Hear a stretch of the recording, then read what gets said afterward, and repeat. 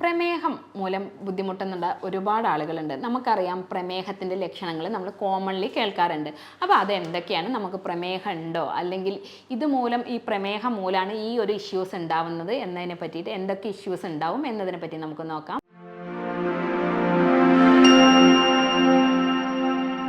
ഞാൻ doctor Nishitha M, doctor Basil's homeo hospital, Pandikkad, Malappuram ജില്ല.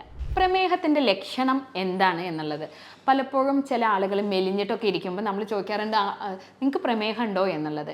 അതെ, പ്രമേഹത്തിൻ്റെ ഒരു പ്രധാന ലക്ഷണമാണ് എന്താ വെച്ചാൽ കാരണമൊന്നുമില്ലാതെ ശരീരത്തിൻ്റെ ഭാരം കുറയുക, അല്ലെങ്കിൽ അമിതമായിട്ട് വിശപ്പുണ്ടാവും, അവർ നന്നായിട്ട് ഭക്ഷണം കഴിക്കുന്നുണ്ടാവും, പക്ഷേ ശരീരത്തിന് വെയിറ്റ് റിഡക്ഷൻ, അതായത് വെയിറ്റ് ലോസ്, വല്ലാത്ത ക്ഷീണം, എപ്പോഴും ഒരു കാര്യം ചെയ്യാൻ തോന്നാത്ത പോലെ, അല്ലെങ്കിൽ കാഴ്ചയ്ക്കൊരു മങ്ങൽ, അതേപോലെ തന്നെ ക്രമാതീതമായിട്ടുള്ള ഹൃദയമിടിപ്പ്, അതായത് ഹൃദയത്തിൻ്റെ നമ്മൾ എന്തെങ്കിലും ഒരു ചെറിയ കാര്യങ്ങളൊക്കെ ചെയ്യുമ്പോഴേക്കും നല്ല ക്രമരഹിതമായിട്ടുള്ള ഹൃദയമിടിപ്പ്, കിതപ്പ് മാതിരി തോന്നുക.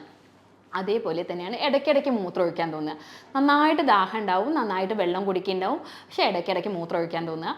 നമ്മുടെ ഒ പിയിൽ വന്നിട്ടുള്ള ഒരു പേഷ്യൻറ്റ് പ്രിമച്ചർ ഇജാക്കുലേഷൻ അല്ലെങ്കിൽ ഇറക്ഷൻ ബുദ്ധിമുട്ടായിട്ടാണ് ആൾ വന്നിട്ടുള്ളത്.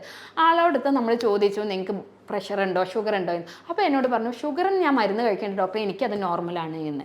അപ്പോൾ അവർ ഫാസ്റ്റിംഗ് ഷുഗറും റാൻഡം ഷുഗറും ചെക്ക് ചെയ്തതിൻ്റെ റിപ്പോർട്ടുമായിട്ടായിരുന്നു വന്നിരുന്നത്. നമ്മൾ ഒരു സംശയം, കാരണം മെഡിസിൻസ് കൊടുത്തിട്ട് നമുക്കൊരു വലിയൊരു ചേഞ്ചസ് ഒന്നും ആളടുത്ത് കാണാത്തത് മൂലം നമ്മളൊന്ന് ഷുഗർ HbA1c ടെസ്റ്റ് ചെയ്യാൻ വേണ്ടി കൊടുത്തു. ആ ടെസ്റ്റിൻ്റെ റിപ്പോർട്ട് കിട്ടിയപ്പോഴാണ് നമ്മൾ ശ്രദ്ധിച്ചത് ആൾക്ക് അതൊരു 10 എന്നുള്ള ഒരു ലെവലിലാണുള്ളത്. എപ്പോഴും ശ്രദ്ധിക്കുക, HbA1c നമ്മളൊരു 3 മാസത്തെ ഷുഗർ ലെവലാണ് നമ്മൾ ശ്രദ്ധിക്കാറുള്ളത്. അതൊരു 5.9 എബോ ആവുമ്പോൾ ഇത്തരത്തിൽ ഹൈ ഷുഗർ ലെവൽ എന്നാണ് നമ്മൾ പറയാറുള്ളത്.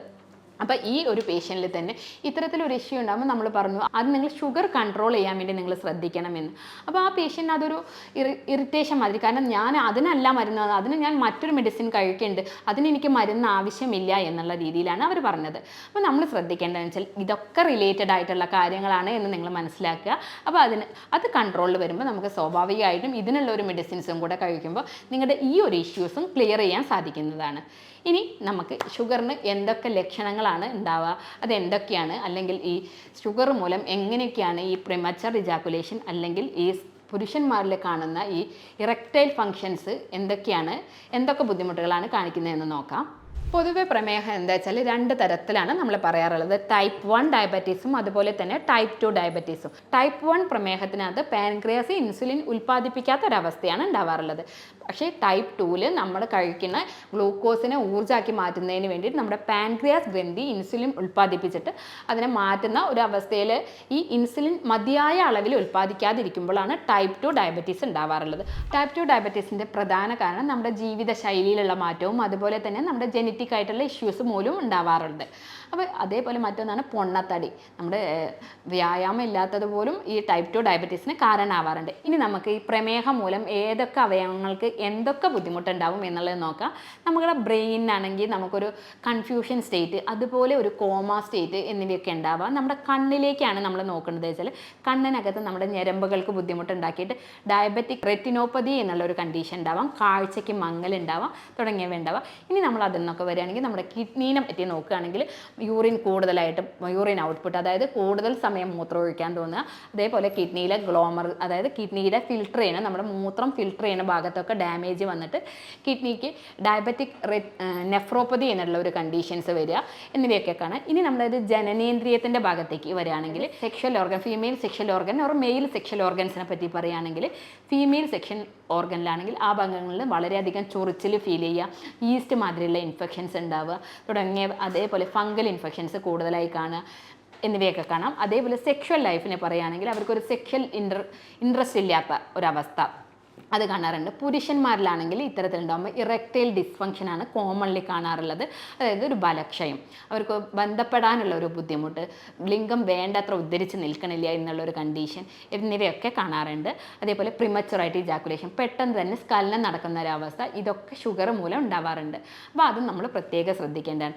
അതേപോലെ ഇനി നെർവസ് സിസ്റ്റത്തിലേക്ക് വരികയാണെങ്കിൽ നമ്മുടെ നെർവ്സിനൊക്കെ വീക്ക്നെസ് ആയിട്ട് അത്തരത്തിൽ വരാറുണ്ട്. ഡയബറ്റിക് ന്യൂറോപ്പതി എന്ന് പറയുന്ന ഒരു കണ്ടീഷൻ, അതായത് ഷുഗർ മൂലം അത്തരത്തിൽ നെർവ്സൊക്കെ വീക്ക്നെസ് ആവുക, അവർക്ക് അവരുടേതായ ഫങ്ഷൻസ് ചെയ്യാൻ പറ്റാത്ത ഒരു കണ്ടീഷനിലേക്ക് എത്താറുണ്ട്. അതേപോലെ തന്നെ നമുക്ക് മറ്റൊന്നാണ് എന്താ വെച്ചാൽ നമ്മുടെ ശ്വാസത്തിന് ഒരു അസറ്റോൺ സ്മെല്ല് ഉണ്ടാവാറുണ്ട്. ഈ ഷുഗർ നന്നായിട്ട് കൂടിയിട്ടുള്ള വ്യക്തികളിലാണെങ്കിൽ ഒരു പഴത്തിൻ്റെ പോലെയുള്ള ഒരു ബ്രീത്തിങ് സ്മെല്ലായിരിക്കും. അപ്പോൾ ഒരു ഷുഗറുള്ള വ്യക്തികളിൽ ഒരു അസറ്റോൺ സ്മെൽ, നമ്മുടെ ബ്രീത്തിങ്ങിന് ഒരു സ്മെല്ല്, അതായത് ശ്വാസത്തിനൊരു സ്മെല്ല് ഉണ്ട് എന്നൊക്കെ ഫീൽ ചെയ്യുകയാണെങ്കിൽ നിങ്ങൾ കൃത്യമായിട്ട് ഷുഗർ ചെക്ക് ചെയ്ത് നോക്കേണ്ടതാണ്. അതേപോലെ തന്നെ ഷുഗറുള്ള വ്യക്തികളിലാണെങ്കിൽ നമ്മുടെ അമിതമായിട്ട് വിയർപ്പ് ഉണ്ടാവുക, അതേപോലെ ഭയങ്കര ക്ഷീണം, വിറയൽ, ഒന്നിനും ഒരു ഇൻട്രസ്റ്റ് ഇല്ലായ്മ, ഭാരം നന്നായിട്ട് കുറയുക, ഇതൊക്കെ കാണുകയാണെങ്കിൽ നിങ്ങൾ ആ ലക്ഷണങ്ങൾ ശ്രദ്ധിക്കേണ്ടതാണ്. അത് ഒരു ജനറലി നമ്മൾക്കൊരു പേഷ്യൻറ്റിൽ അല്ലെങ്കിൽ ഒരു ഷുഗറുള്ള വ്യക്തികളിൽ കാണിക്കുന്ന ലക്ഷണങ്ങളാണ് ഈ പറഞ്ഞ കാര്യങ്ങളൊക്കെ. അപ്പോൾ അവ നിങ്ങൾക്ക് ഉണ്ടെങ്കിൽ നിങ്ങൾ കൃത്യമായിട്ടും ഒരു ഷുഗർ ടെസ്റ്റ് നടത്തേണ്ടതാണ്. ഇനി പ്രധാനമായിട്ട് നമ്മൾ പറയുന്നത് പ്രമേഹം കൂടുമ്പോൾ എങ്ങനെയൊക്കെയാണ് ഉദാഹരണ പ്രശ്നങ്ങൾ ഉണ്ടാവുക എന്നതിനെ പറ്റി നമുക്ക് നോക്കാം. പ്രധാനമായിട്ട് ഈ പ്രമേഹം ഉള്ള വ്യക്തികളിൽ ലൈംഗിക പ്രശ്നങ്ങൾ ഉണ്ടാകുമ്പോൾ പുരുഷന്മാരിലാണ് കൂടുതലായിട്ട് നമ്മൾ നോട്ട് ചെയ്യാറുള്ളത്. കാരണം പുരുഷന്മാരിൽ ലൈംഗിക ബലഹീനത, അതായത് ഇറക്ഷൻ ഉണ്ടാവാത്തൊരവസ്ഥ, ഇറക്ഷൻ ഉണ്ടെങ്കിൽ തന്നെ അവർക്ക് സെമൻ പുറത്തു പോകാത്തൊരു അവസ്ഥ, അതായത് സെമൻ്റെ അളവ് കുറയുക എന്നുള്ളൊരവസ്ഥ. അതേപോലെ തന്നെ പെട്ടെന്ന് ഇജാക്കുലേഷൻ, പ്രിമച്ചർ ഇജാക്കുലേഷൻ നടക്കുക, സമയം ഒട്ടും കിട്ടാത്തൊരവസ്ഥ എന്നുള്ള ഒരു കണ്ടീഷൻസ് ഒക്കെ ഉണ്ടാവാറുണ്ട്. അതേപോലെ സ്ത്രീകളിലാണെങ്കിൽ നമ്മുടെ വജൈനൽ ഭാഗത്ത് ഡ്രൈനെസ്, അതുപോലെ ഇറിറ്റേഷൻ, അതേപോലെ കാൻഡിഡിയൽ മാതിരിയുള്ള ഇൻഫെക്ഷൻസ്, ഈസ്റ്റ് ഇൻഫെക്ഷൻസ് തുടങ്ങിയവയൊക്കെ സ്ത്രീകളിലും കാണാറുണ്ട്. പുരുഷന്മാരിലും മറ്റൊന്നാണെന്ന് വെച്ചാൽ ലൈംഗിക താല്പര്യമില്ലായ്മ എന്നുള്ളൊരവസ്ഥ ഉണ്ടാവാറുണ്ട്. ഇതൊക്കെ ഈ ഷുഗറിൻ്റെ ലെവല്, പ്രായം, അതായത് നമ്മുടെ പ്രമേഹത്തിൻ്റെ തീവ്രത, എത്ര കാലമായി നമുക്ക് ഈ പ്രമേഹം എന്നതിനെ പറ്റിയിട്ടും അതുപോലെ പ്രായം എന്നതിനൊക്കെ ഡിപ്പെൻസാണ് ഇതിൻ്റെ ഒരു പ്രയോറിറ്റി ഉണ്ടാവാറുള്ളത്. അതുപോലെ തന്നെ ഈ ഉദാഹരണ പ്രശ്നങ്ങൾ ഉണ്ടാകുന്നതിന് മറ്റൊരു പ്രധാന കാരണമാണ് ഹൈ ലെവലിലുള്ള കൊളസ്ട്രോളുകൾ. അപ്പം അതും നമ്മൾ ശ്രദ്ധിക്കേണ്ടതാണ്. ഈ ഹൈ ലെവൽ കൊളസ്ട്രോൾ ഉണ്ടെങ്കിൽ നമ്മൾ അതിന് കൃത്യമായിട്ടുള്ള ട്രീറ്റ്മെൻറ്റ് എടുക്കേണ്ടതാണ്. ഇനി നമുക്ക് ഈ ഉദാഹരണ പ്രശ്നങ്ങളൊക്കെ ഉണ്ടെങ്കിൽ നമുക്ക് അതിനെ എങ്ങനെയൊക്കെയാണ് നമുക്ക് മറികടക്കാം എന്നുള്ളതിനെ പറ്റിയിട്ട് നമ്മൾ ഷുഗർ ഉണ്ടെങ്കിൽ നമ്മൾ അതിനെ കൃത്യമായിട്ട് മോണിറ്റർ ചെയ്തിട്ട് അതിനാവശ്യമായിട്ടുള്ള ഭക്ഷണ കാര്യങ്ങൾ, നമ്മുടെ ജീവിത ശൈലിയിൽ എന്തൊക്കെ മാറ്റം വരുത്തണം എന്നത് കൃത്യമായിട്ട് നോക്കിയിട്ട് അതിനനുസരിച്ച് ജീവിക്കാൻ വേണ്ടി ശ്രദ്ധിക്കുക. അതേപോലെ തന്നെ നമുക്കൊരു കൺട്രോളൊന്നും അല്ലെങ്കിൽ നമ്മൾ അതിനാവശ്യമായിട്ടുള്ള മെഡിക്കേഷൻസ് എടുക്കേണ്ടതാണ്. അതേപോലെ കൃത്യമായിട്ട് വ്യായാമം ചെയ്യുക, അമിതമായിട്ടുള്ള വണ്ണം ഒഴിവാക്കുക, കൃത്യമായിട്ടുള്ള ഭക്ഷണങ്ങൾ ശ്രദ്ധിക്കുക, തവിടടങ്ങിയിട്ടുള്ള ഭക്ഷണങ്ങൾ, പോഷകാഹാരങ്ങൾ, അതുപോലെ തന്നെ നമ്മൾ നട്ട്സുകൾ, പഴങ്ങൾ, പച്ചക്കറികൾ എന്നിവയൊക്കെ കൃത്യമായിട്ടുള്ള അളവിൽ കഴിക്കേണ്ടത് ആവശ്യമാണ്. അവയൊക്കെ നമ്മുടെ ഉദാഹരണ പ്രശ്നങ്ങൾ പരിഹരിക്കാൻ വേണ്ടി സഹായിക്കുന്നതാണ്. അതേപോലെ കൊളസ്ട്രോൾ ഉണ്ടെങ്കിൽ അവ കുറയ്ക്കുന്നതിന് വേണ്ടിയിട്ടുള്ള വ്യായാമങ്ങൾ ചെയ്യുക തുടങ്ങിയവയൊക്കെ ഇമ്പോർട്ടൻ്റ് ആണ്. ഇനി മറ്റൊന്നെന്ന് വെച്ചാൽ നമ്മൾ പുകവലി, മദ്യപാനമൊക്കെ ഉള്ള വ്യക്തികളാണെങ്കിൽ അവ തീർച്ചയായിട്ടും നിങ്ങൾ ഒഴിവാക്കുക. അതേപോലെ എക്സസൈസ് കൃത്യമായിട്ട് ഒരു 30 മിനിറ്റെങ്കിലും ഡെയിലി ചെയ്യുന്നുണ്ട് എന്ന് നിങ്ങൾ ഉറപ്പ് വരുത്തുക. അമിതമായിട്ടുള്ള വണ്ണം ഉണ്ടെങ്കിലാണെങ്കിൽ ഡയറ്റൊക്കെ എടുത്തിട്ട് കൃത്യമായിട്ടുള്ള എക്സസൈസ് മൂലം അവ ഒരു കൺട്രോളിൽ വരുത്താൻ വേണ്ടി ശ്രദ്ധിക്കേണ്ടതാണ്. ഉദാഹരണ പ്രശ്നം മാറ്റുന്നതിന് വേണ്ടിയിട്ട് നമുക്ക് ചെയ്യാവുന്ന ചില എക്സസൈസുകളുണ്ട്, പ്രത്യേകിച്ച് കെഗൽ ടൈപ്പ് ഓഫ് എക്സസൈസുകൾ എന്ന് പറയും. അതുപോലെ തന്നെ ഈ കെഗൽ ടൈപ്പ് ഓഫ് എക്സസൈസുകൾ ചെയ്യുമ്പോൾ നമ്മുടെ ആ ഭാഗത്തുള്ള, അതായത് ജനനേന്ദ്രിയത്തിലേക്കുള്ള ബ്ലഡ് സർക്കുലേഷൻസ് കൂടാനുള്ള ചാൻസ് ഉണ്ട്.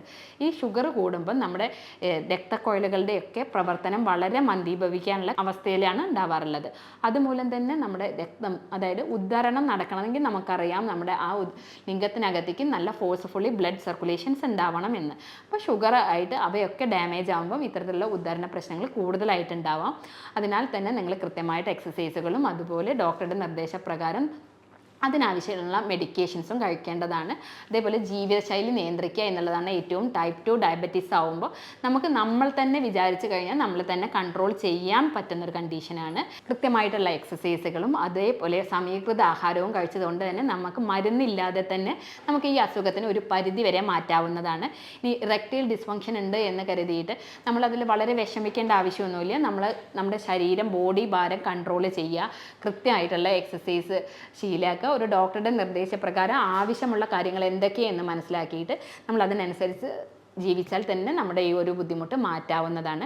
ഞാനൊരു ഹോമിയോപ്പതിക് ഡോക്ടറാണ്. അപ്പോൾ നമുക്കിതിൽ ഹോമിയോപ്പതിയിൽ വളരെ വ്യക്തമായിട്ടുള്ള ട്രീറ്റ്മെൻറ്റ് ഉണ്ട്. നമുക്ക് പ്രമേഹമായാലും അതുപോലെ തന്നെ ഹൈ കൊളസ്ട്രോൾ ആയാലും അതുപോലെ തന്നെ ഇതുമൂലം ഉണ്ടാവുന്ന ഇറക്ടൈൽ ഡിസ്ഫങ്ഷൻ, അതുപോലെ സെക്ഷൽ കംപ്ലയിൻസിനൊക്കെ നമുക്ക് വളരെ വേഗം തന്നെ ക്ലിയർ ചെയ്യാൻ പറ്റുന്നതാണ്. നമ്മൾ രോഗിയുടെയും രോഗത്തിൻ്റെയും ലക്ഷണങ്ങളൊക്കെ അപഗ്രഥിച്ചിട്ട് യൂറോപ്യൻ നിർമ്മിതമായ സോഫ്റ്റ്വെയറിൻ്റെ സഹായത്തോട് കൂടിയിട്ട് നമ്മൾ ആർട്ടിഫിഷ്യൽ ഇൻ്റലിജൻസ് മാതിരിയുള്ള കാര്യങ്ങളൊക്കെ കൺസിഡർ ചെയ്തിട്ട് അതിനനുസരിച്ച് അതിനനുസരിച്ചിട്ട് കൃത്യമായിട്ട് മരുന്നുകളും അതുപോലെ രോഗിക്ക് വേണ്ട നിർദ്ദേശങ്ങളൊക്കെ നൽകിയിട്ട് നമ്മൾ കൃത്യമായിട്ട് ഒരു പ്രത്യേക ഡ്യൂറേഷനിൽ തന്നെ നമുക്ക് ഇത്തരത്തിലുള്ള ബുദ്ധിമുട്ടുകൾ മാറ്റാവുന്നതാണ്. ഇനി നിങ്ങൾക്ക് ഇത്തരത്തിൽ എന്തെങ്കിലുമൊക്കെ ബുദ്ധിമുട്ടുകൾ ഉണ്ടെങ്കിൽ അല്ലെങ്കിൽ നിങ്ങൾക്ക് എന്നെ കോൺടാക്റ്റ് ചെയ്യാവുന്നതാണ്. ഞാൻ doctor Nishitha M, doctor Basil's homeo hospital, Pandikkad, Malappuram ജില്ല.